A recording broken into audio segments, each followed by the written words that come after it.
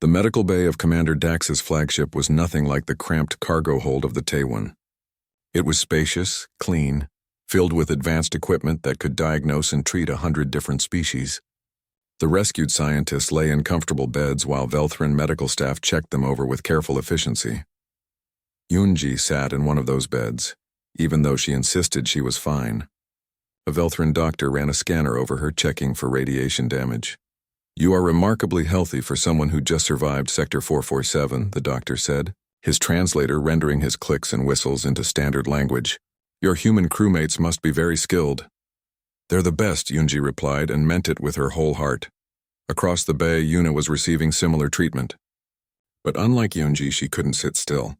She kept looking toward the viewport, where the Taiwan was visible in the distance, a small battered ship among the sleek Velthran vessels. "I need to thank them," Yuna said to the doctor. "The humans.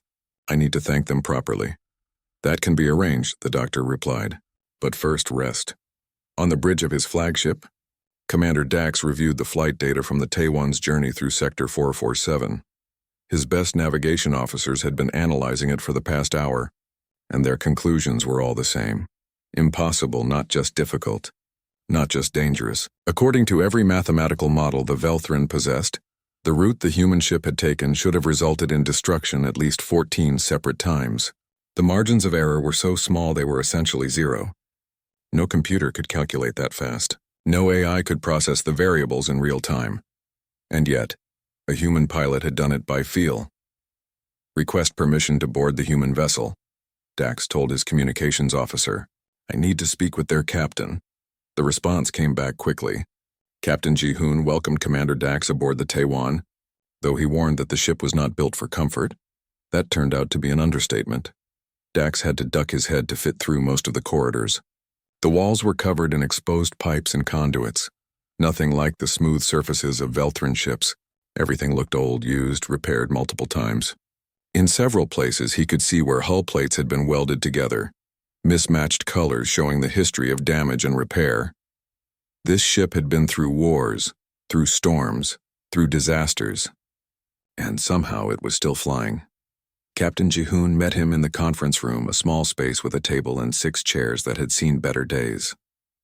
Minji was there too, along with Hyunwoo. They stood when Dax entered, a gesture of respect. "Commander," Ji-hoon said, extending his hand in the human greeting. "Welcome aboard the Taiwan." Dax clasped the offered hand carefully, mindful of his greater strength. "Captain, I wanted to thank you personally for what you did. 23 lives saved. It is a debt the collective will not forget. We were just doing our job." "No," Dax said firmly. "What you did went far beyond any job. You risked your lives, your ship, everything for strangers." Ji-hoon shrugged, a very human gesture. "They needed help. We were close enough to provide it. Simple as that. But it wasn't simple. Dax had the flight data to prove it. He pulled out a small holographic display and activated it, showing the route the Taiwan had taken through Sector 447. "I have analyzed your journey," Dax said.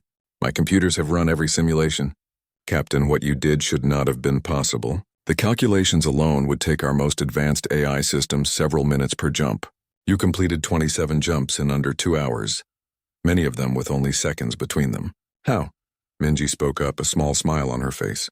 "We didn't calculate, Commander. We flew. But you cannot fly by instinct through spatial anomalies. The physics do not allow for it." "Maybe your physics don't," Hyunwoo commented. "But we've found that sometimes physics is more flexible than people think." Dax's mandibles clicked in frustration. "You are not taking this seriously. What you accomplished represents a fundamental shift in our understanding of navigation. Your technology is decades behind ours. Your ship is old and damaged, and yet you succeeded where our entire fleet would have failed. I must understand how." Ji-hoon leaned forward, his expression becoming more serious. "Commander, can I ask you something? When your computers told you the rescue was impossible, what did you do?" "I accepted the data. The mathematics were clear." "Exactly. You accepted it. You trusted the calculations over everything else." Ji-hoon paused. "We don't do that. When our computers tell us something is impossible, we treat it as a suggestion, not a fact. We look at the problem ourselves and ask if maybe, just maybe, there's a way the computers didn't consider. That is reckless." "Maybe. But it also means we try things your people wouldn't even attempt. Dax was quiet for a long moment, processing this. His entire culture was built on careful calculation, on understanding all the risks before taking action. The idea of deliberately ignoring mathematical certainty seemed like madness, and yet it had worked. "There is something else I do not understand," Dax said. "You risked everything for people you did not know. Several of the rescued scientists are not even human. Why would you endanger yourselves for strangers from other species?" Sujin appeared in the doorway carrying a tray with hot tea. She had been listening to the conversation. "Because they needed help, Commander. Does it matter what species they are? To my people, such calculations are important. Resources are finite. Risk must be balanced against reward." "And what was your reward for this rescue?" Sujin asked, setting the tea down on the table. Dax had no answer for that. The collective had gained nothing material from this event. The rescued scientists were already being returned to their families. The Taiwan had asked for no payment, no reward, no recognition. "You gained nothing," Dax said slowly. "We gained 23 lives," Jihoon replied. 23 people who get to see their families again. "That's everything, Commander." The door opened again and Yoonji entered with Yuna behind her. The Velthran scientist had insisted on coming despite the doctor's orders to rest. "Captain Jihoon," Yuna said, her translator making her words clear. "I wanted to thank you, all of you. You saved my life and the lives of my colleagues. I do not know how to repay such a debt." "No debt," Jihoon said simply. "We're just glad you're safe." Yuna's mandibles clicked rapidly, a sign of strong emotion. "I have studied many species in my career. I thought I understood humans from working with Yoonji, but I was wrong. I did not understand at all." She turned to Dax. "Commander, I wish to request a transfer. I want to work with the human research programs. I need to understand this species better." Yoonji smiled. "I was going to request the same thing. I want to return to human space. After this, I realize how much I miss my own people." Dax looked at the two scientists, then at the human crew of the Taiwan. He thought about the impossible rescue, about the reckless courage, about the casual way these humans treated death itself as just another problem to solve. "I will approve both transfers," he said, "though I suspect my people will miss having you, Yuna. Your work has been valuable to the collective." "Then perhaps I can build a bridge," Yuna replied. "Help our peoples understand each other better." Dongyun's voice came over the intercom. "Captain, I've finished the preliminary damage assessment. We're going to need some serious repairs before we can make the jump home." "How serious?" 3 weeks in a proper shipyard, maybe 4. "The hull took more stress than I thought. We're safe for now, but I wouldn't trust her for any long jumps until we get her fixed up." Dax saw an opportunity. "The collective has shipyards nearby. We would be honored to provide repairs free of charge. It is the least we can do." Jihoon looked at his crew, reading their tired faces. They had been running on adrenaline for hours. They needed rest and the ship needed care. "We accept, Commander. Thank you." Over the next 3 weeks, the Taiwan sat in a Velthran shipyard while teams of engineers worked to repair the damage. The Velthran workers were amazed by the human ship, by its rough construction and its obvious durability. They had never seen a vessel that could take so much punishment and keep flying. During that time, word of the rescue spread throughout the galactic community. Other species heard about the humans who had flown through the impossible to save lives. Some were impressed. Some were skeptical. Some were frightened of a species that treated death so casually. But everyone knew one thing for certain. When humanity heard a distress call, they answered it. No matter the odds, no matter the danger. On the final day of repairs, Commander Dax came aboard the Taiwan one last time. The ship looked better than it had in years. Hull plates properly aligned, systems upgraded with Velthran technology. "Your ship is ready, Captain," Dax said. "My engineers say she is space-worthy for another 40 years at least." "Tell them thank you," Jihoon replied. "And thank you, Commander, for everything. It is I who should thank you. You have taught the collective a valuable lesson. Sometimes the impossible is just something we have not tried hard enough to achieve." The Taiwan settled into a steady course toward the Velthran fleet, and for the first time in hours the crew could breathe without alarms screaming in their ears. But Jihoon knew they weren't out of danger yet. Getting to the station had been hard. Getting through the gap had been harder. But getting everyone safely out of Sector 447 with the ship overloaded, and the solar event expanding behind them was going to be the hardest part of all. "Status report," Jihoon called out. Dongyun's voice came through the intercom, tired but steady. "Shields are down to 40%. Hull integrity is at 73%. We took more stress than I'd like, but she'll hold together. The bigger problem is power. With all the extra life support for our passengers, plus maintaining shields in this radiation field, we're draining the reactors faster than they can recharge. How long do we have? At current consumption, maybe 12 minutes of full power. After that, we start losing systems, 12 minutes. Jihoon looked at the navigational display showing their route out of Sector 447. Even with the micro-jump technique Minji had used to get in, the trip out would take longer. They were heavier now, slower, and the spatial anomalies had shifted position since their arrival. "Minji, can you get us out in 12 minutes? The pilot's shoulders tensed as she ran calculations. The safe route we used coming in doesn't exist anymore. The anomaly field has shifted. I can plot a new route, but I'll need to make it up as we go. Every jump will be a guess based on real-time sensor data. That's what you did on the way in. On the way in, we only had 5 crew members aboard. Now we have 28 people, and some of them are injured. If I make a mistake, I'm not just risking us anymore." Jihoon understood the weight she was carrying. He felt it too. But there was no other choice. They had come to save lives, and they would finish what they started. "I trust you, Minji. Get us home." She nodded, her fingers already moving across the controls. Beginning jump sequence. "Everyone hold on."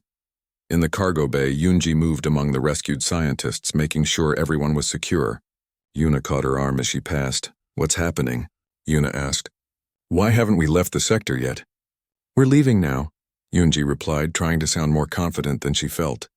"It's going to be bumpy." "Bumpier than coming through that gap?" "Probably." Yuna's mandibles clicked in what might have been a laugh or a prayer. "Your species is absolutely terrifying, you know that?" Before Yoonji could respond, the ship lurched as Minji initiated the first jump.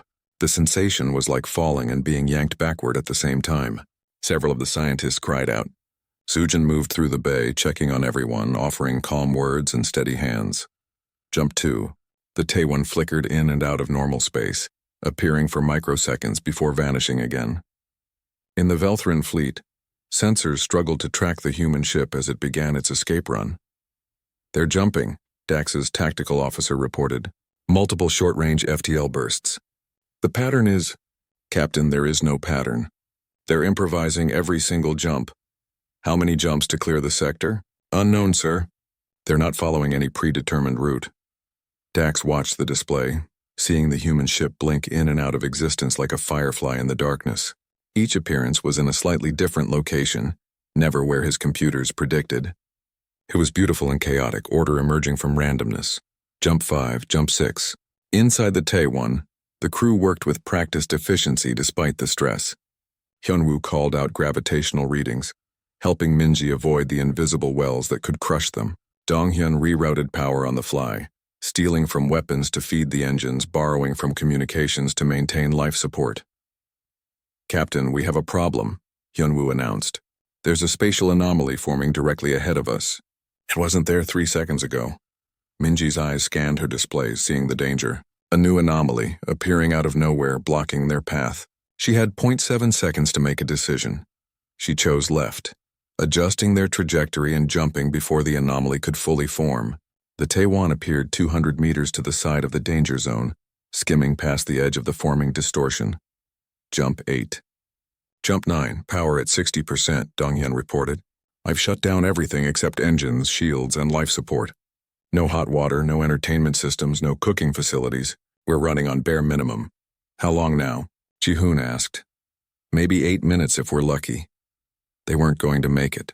Even at the pace Minji was setting, even with her incredible piloting, there were too many jumps remaining. The math was simple and cruel unless they changed the math. "Minji, what if you increase the jump distance?" Jihoon asked. "Longer jumps, fewer total jumps needed?" "Longer jumps mean more power consumption per jump, and less time to calculate safe landing points. I could jump us right into a gravity well. But you won't."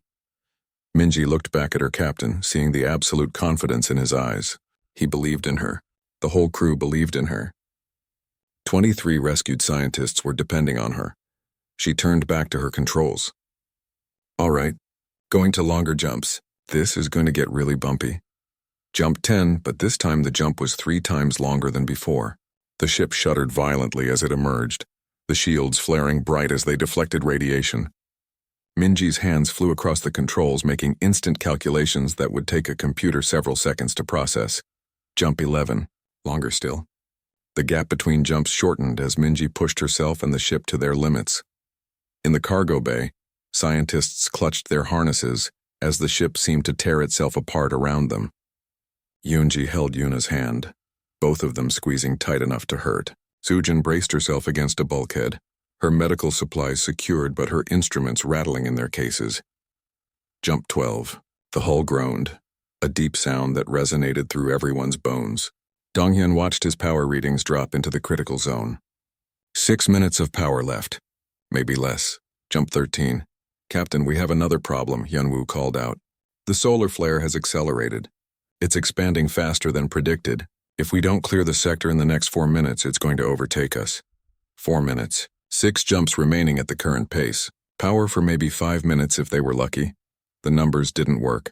There was no mathematical solution, which meant they needed a human solution.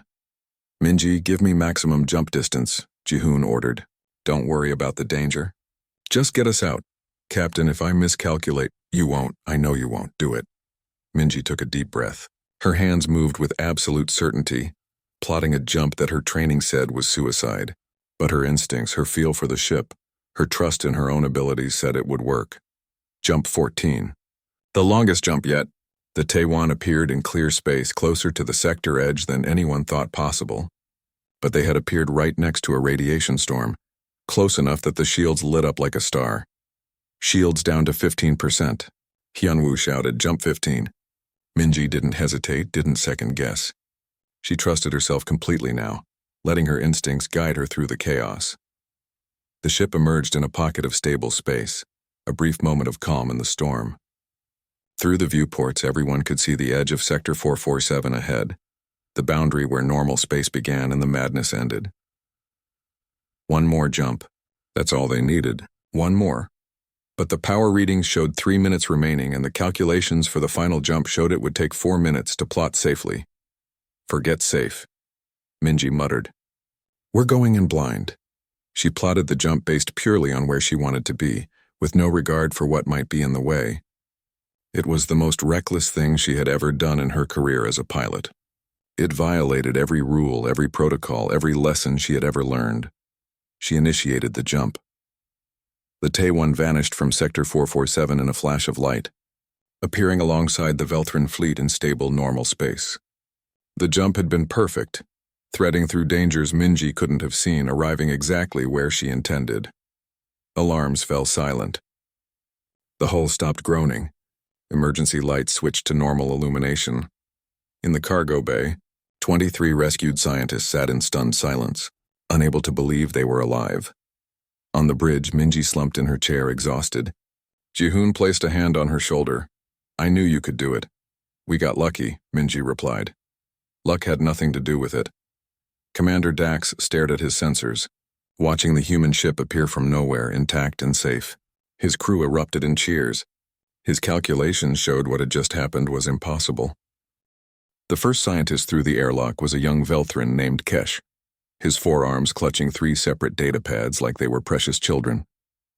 He stumbled slightly as he crossed from the station's artificial gravity into the Taewon's field, and Sujin was there immediately, steadying him with a gentle hand on his shoulder. Easy, she said, her voice calm and reassuring. You're safe now. Keep moving forward to the cargo bay. We'll do medical checks there. Kesh's translator chip struggled to process her words through his panic, but he nodded and shuffled forward. Behind him came a stream of other scientists, some Velthrin, some from species Sujin had only seen in textbooks. And then came Yoonji, a familiar human face in the alien crowd. Sujin, Yoonji called out, relief flooding her features. I never thought I'd be so happy to see another human. Save the reunion for later, Sujin replied with a quick smile. Are there any injured on the station? 3 with minor radiation exposure, 1 with a broken arm from a fall during the evacuation prep. The rest are just scared. I can work with scared. Get them all to the cargo bay. On the bridge, Jihoon watched the evacuation counter tick upward. 7 scientists aboard. 10, 15. Each number was a life saved, but each second that passed brought new dangers. The spatial rift Hyunwoo had detected was growing, its gravitational pull increasing. "Minji, how's our position?" Jihoon asked. "We're drifting toward the rift. Not fast, but steady. I'm using the maneuvering thrusters to compensate, but it's like trying to paddle upstream. Eventually, we're going to lose." Donghyun's voice crackled over the intercom from engineering. "Captain, I've got good news and bad news. Good news is our shields are holding. Bad news is that spatial rift is causing power fluctuations across the whole ship. I'm having to reroute systems manually to keep everything stable." "Keep doing what you're doing," Jihoon replied.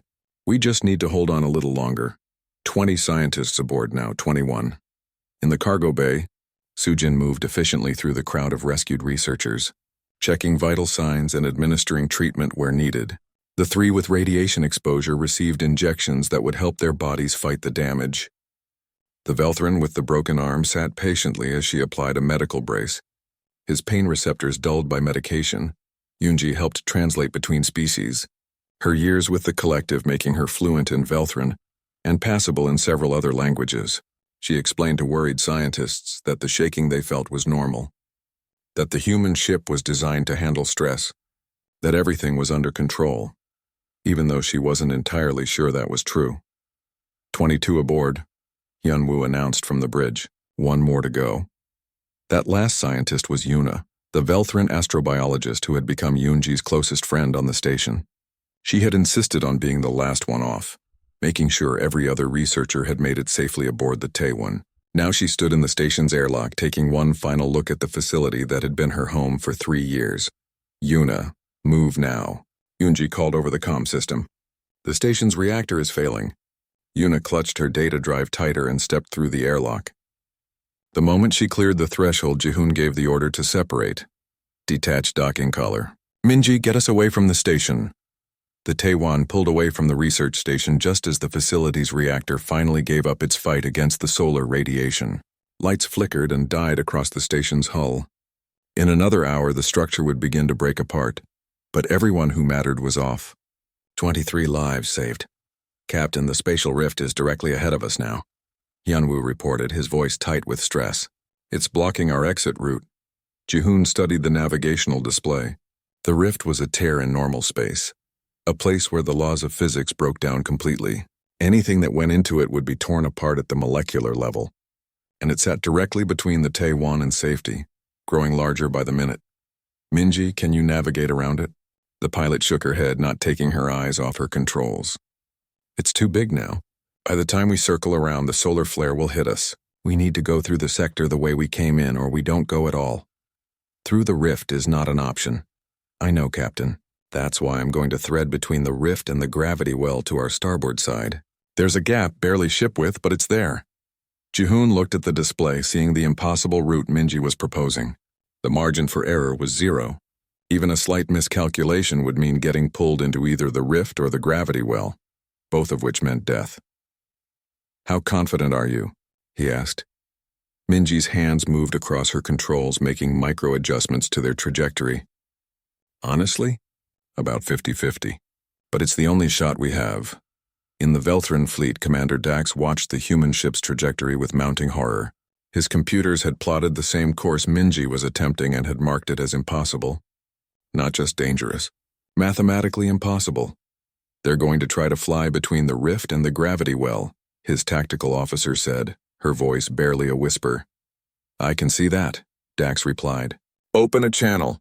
Maybe we can—" "Sir, they're moving. They've committed to the course." On the Taewon, Jihoon opened the ship-wide intercom. "All hands secure for extreme maneuvering. Passengers, make sure you're strapped into the emergency harnesses. This is going to get rough." In the cargo bay, Sujin and Yoonji rushed to help the scientists into safety harnesses built into the walls. Yuna's eyes were wide with fear as she understood what was happening. "Are we going to die?" she asked Yoonji and Velthran. Yoonji finished securing the harness and met her friend's gaze. "Not if Minji has anything to say about it. And trust me, Minji is very stubborn about keeping people alive." The Taewon approached the narrow gap between certain death on the left and certain death on the right. Minji's fingers danced across the controls, making adjustments so small they would be meaningless to anyone else. But each tiny correction meant the difference between threading the needle and being destroyed. The ship tilted, rolling onto its side to make itself thinner, to squeeze through the impossible gap. Alarms screamed as the hull temperature spiked from the radiation of the gravity well. The lights flickered as the spatial rift's energy field interfered with the ship's power systems. Dongyun manually shut down non-essential systems, channeling every bit of available power to the shields and engines. "Come on, baby," he whispered to the ship. "You can do this. Just a little further." The gap seemed to narrow as they approached, or maybe it was just an optical illusion caused by the distorted space. Minji refused to look at the sensors, relying instead on her eyes and her instincts. She could feel the ship responding to her commands, could sense the exact moment when they were aligned properly. "Now," she whispered, and pushed the thrusters to full power. The Taiwan shot through the gap like a bullet through a barrel. The hull shrieked in protest. In the cargo bay, several scientists cried out in fear. On the bridge, Hyunwoo gripped his console so hard his knuckles turned white. And then they were through. Clear space opened up before them, the deadly obstacles of Sector 447 falling away behind. Minji let out a breath she hadn't realized she was holding and allowed herself a small smile. "We're clear, Captain, setting course for the Velthran fleet." Ji-hoon nodded, relief washing over him. He opened a channel to the cargo bay. "Sujin, how are our passengers?" "Scared, shaken, but alive. No serious injuries from the maneuver. We're all good down here." "Outstanding. Let them know they can unbuckle once we've docked with the Velthran fleet. We're taking them home." In his command ship, Commander Dax stood in silence, watching the human vessel emerge from Sector 447 intact. His crew erupted in cheers around him, celebrating the impossible rescue they had just witnessed. 23 lives saved. 0 casualties. A mission that should have failed succeeding against all mathematical probability. Dax's mandibles clicked slowly as he tried to process what he had seen. These humans, with their outdated technology and their reckless flying, had accomplished what his entire fleet could not. The galaxy was going to have to reconsider what it thought it knew about humanity. The emergency beacon blinked its red warning light into the void of space, a tiny spark in the darkness of Sector 447. For 300 years, that beacon had sat silent, waiting for a call that was never supposed to come. The Velthran Collective had placed it there as a legal requirement, nothing more. A way to say they had claimed this region of space, even though no one in their right mind would ever try to live here. Commander Dax Velthorn stood on the bridge of his warship, his 4 eyes fixed on the holographic display floating before him. The numbers didn't lie, and they didn't offer hope either. 48 hours. That's all the time the research outpost had before the solar flare would cook everyone inside like insects under a magnifying glass. 23 scientists, 23 lives that were about to end because they had chosen to study the impossible in the most dangerous corner of known space. "Sir, should we send the distress signal?" his communications officer asked, her voice quiet and uncertain. Dax's mandibles clicked together, a gesture that humans might recognize as grinding teeth in frustration. "Protocol requires it. Send it."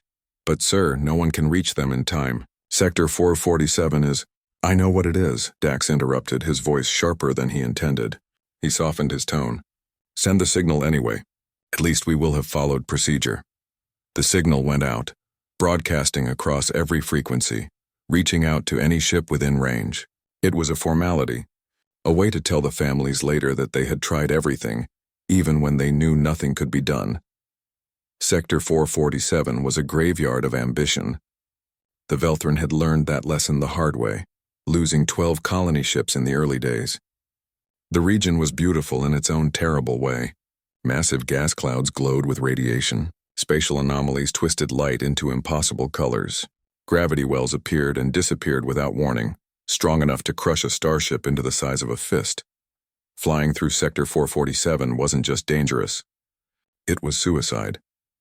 The research outpost floated near the edge of the sector, a small station built to study the dark matter currents that flowed through the region. Lead scientist Yoonji had warned the collective that the station was too close to the unstable sun, but the data they needed could only be gathered from this distance. The risk, she had argued, was acceptable. Now that risk had come due. Yoonji stood in the station's control center, her fingers dancing across multiple screens as she recalculated their time remaining. Her human eyes, so different from the multifaceted orbs of her Velthran colleagues, narrowed as the new numbers appeared. 31 hours, she said aloud, though no one was nearby to hear. Not 48, 31. She had been working with the Velthran Collective for 5 years, part of a human exchange program meant to build bridges between species. She had learned to appreciate their methodical approach to science, their careful calculations, their respect for the mathematics of the universe. But right now she wished they had a bit more of the human tendency to bend the rules. The other scientists on the station had already begun to accept their fate. Yuna, the Velthran astrobiologist, had spent the last hour organizing her research notes, making sure her life's work would survive, even if she didn't. Others wrote messages to their families. Some simply sat in quiet meditation, preparing their minds for the end. Yunji refused to give up. She kept running scenarios, kept looking for a solution that didn't exist. Maybe a nearby ship could extend its shields remotely. Maybe they could modify the station's engines to push themselves out of range. Maybe. All the maybes ended with the same result. Not enough time. Across the sector in normal space where the laws of physics behave themselves, Commander Dax received the preliminary reports from his fleet. The closest Velthran ship that could navigate the sector safely was 4 days away. Other species had vessels closer, but none of them had the technology to handle Sector 447's unique dangers. He opened a secure channel to Collective Command, knowing what they would say before he even made the call. "Commander, we've reviewed the situation," the council speaker said, her holographic image flickering slightly from the distance. "There is no viable rescue option. You are authorized to send final communications to the outpost staff. Allow them to say goodbye to their families." "Understood," Dax replied, though the word felt like ash in his mouth. "This is a tragedy, Commander. But some places in the universe are simply beyond our reach. Sector 447 has reminded us of that truth many times." The channel closed.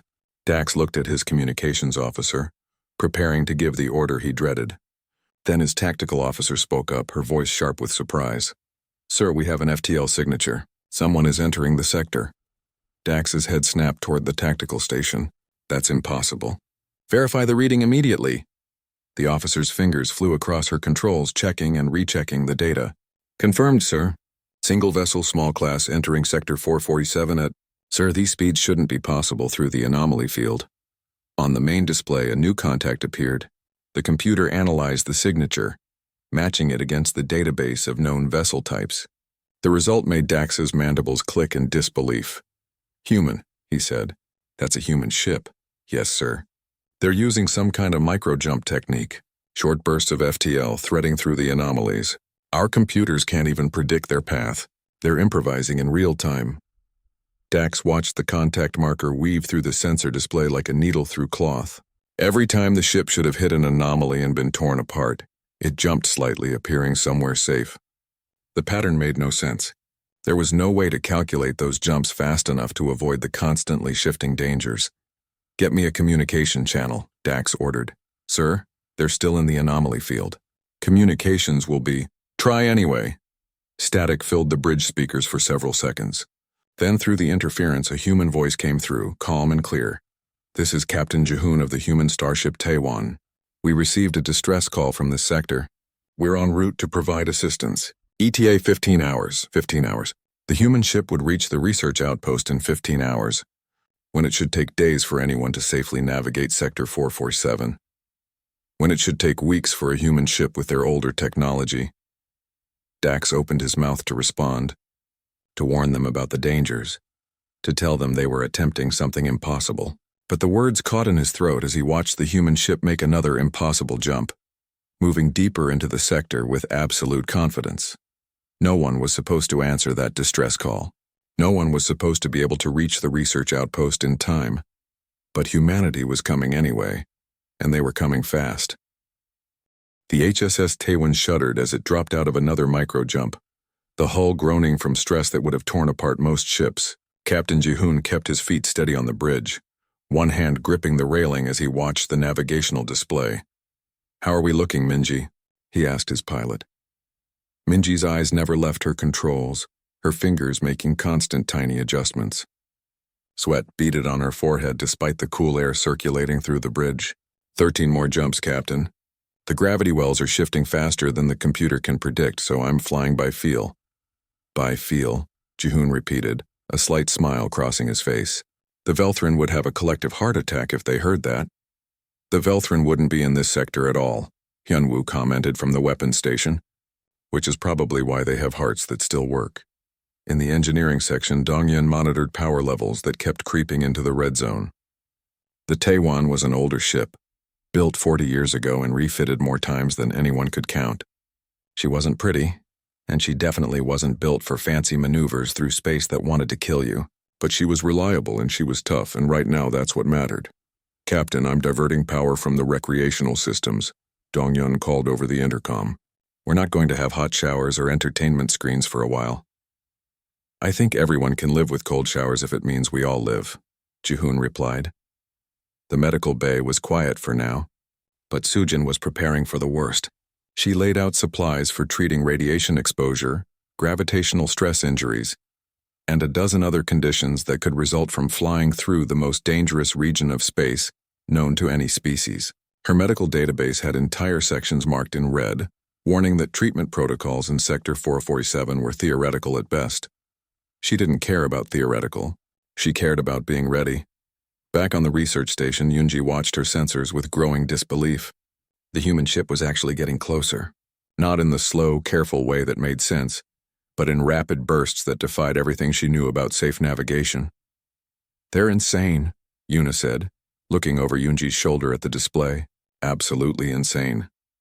They're human, Yoonji replied, though she couldn't keep the worry from her voice. We tend to do things that look insane from the outside. This doesn't just look insane. This is mathematically impossible. The calculations needed to navigate like that in real time, with spatial anomalies shifting every few seconds. No computer in the galaxy can process that fast. Yoonji thought about the human pilots she'd known during her training.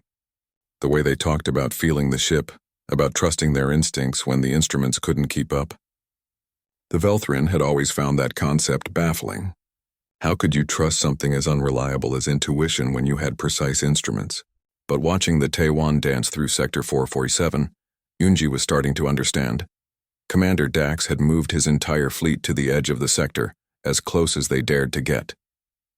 His ships could provide support once the human vessel emerged, but inside Sector 447 they were useless. The spatial distortions played havoc with Velthrin navigation systems, which relied on precise calculations and predictable physics. Status on the human ship? Dax asked. Still on course, sir. They've completed 18 jumps. 5 more and they'll reach the research station. Any signs of hull damage? Difficult to tell through the interference, but they're still broadcasting a steady signal. If they were breaking apart, we'd see fluctuations. Dax watched the tactical display, fascinated despite himself. The human ship moved like a living thing, responding to dangers before his computers even registered them. It was beautiful and terrifying at the same time. Sir, we're receiving a transmission from the human captain, the communications officer announced. Put it through. Jihoon's voice filled the bridge, slightly distorted by interference but clear enough. Commander Dax, this is Captain Jihoon. We'll be at the research station in approximately 45 minutes. Recommend you have medical teams standing by. Some of the researchers might need treatment for radiation exposure after we get them out. Captain, I must advise you that extraction will be extremely difficult. The spatial distortions around the station, we've noticed, Jihoon interrupted, his tone amused. Minji has already plotted an approach vector. It's going to be tight, but we can do it, and Captain, perhaps you should know that according to our calculations, what you're attempting has a 0.03% chance of success. There was a pause. Then Jihoon's laugh came through the speakers, warm and genuine. Commander, if we only did things with good odds, humans would have never left Earth. We'll see you on the other side. The channel closed before Dax could respond. Minji brought the Taewon out of its final jump 3 kilometers from the research station, close enough to see the structure with their own eyes. The station was already showing signs of stress, its shields flickering as radiation from the expanding solar event pressed against them. Well, there's our destination, Jihoon said. Minji, bring us alongside. Dongyun, how's our shield strength? At 60% and holding. If we position ourselves between the station and the solar radiation, we can extend our shields to cover them, but it'll drain our power fast. How fast? 6 hours, maybe 7 if I push the reactors beyond safe limits. Which you'll do, Jihoon said, making it a statement rather than a question. Which I'll do, Dongyun confirmed with a grin. The Taiwan moved into position, a small ship extending its protection to the research station like a parent sheltering a child from a storm. On the station, alarms that had been screaming suddenly quieted as the radiation levels dropped. Yoonji stared at her instruments in wonder. They're shielding us. They're actually shielding us. Other scientists rushed to the viewports, pressing their faces against the glass to see the human ship. It looked nothing like the sleek Velthran vessels they were used to. The Taiwan was boxy, functional, covered in mismatched hull plates that suggested multiple repairs over the years. But it sat there in space that should have been crushing it, steady as a mountain. Jihoon opened a channel to the station. Research Station Alpha. This is the HSS Taiwan. We're here to get you out. Start evacuation procedures. We'll dock in 5 minutes. Yoonji grabbed the station-wide communication system. All personnel, this is not a drill. We have rescue. Repeat, we have rescue. Gather essential materials only and report to the main airlock immediately. The station erupted into controlled chaos as scientists who had accepted death suddenly scrambled for life. Research notes were grabbed, personal items forgotten. Yuna clutched a data drive containing her life's work as she ran toward the airlock. On the Taiwan's bridge, Hyunwoo monitored the gravitational readings with growing concern. Captain, we have a problem. There's a spatial rift forming about 200 meters to our port side. It's pulling us toward it. How long before it becomes critical? Hard to say. Maybe an hour. Maybe 20 minutes. These things are unpredictable. Jihoon nodded slowly. Then we work fast. Minji prepared docking procedures. Sujin, get ready to receive passengers. Donghyun, keep those shields up no matter what. Yes, sir.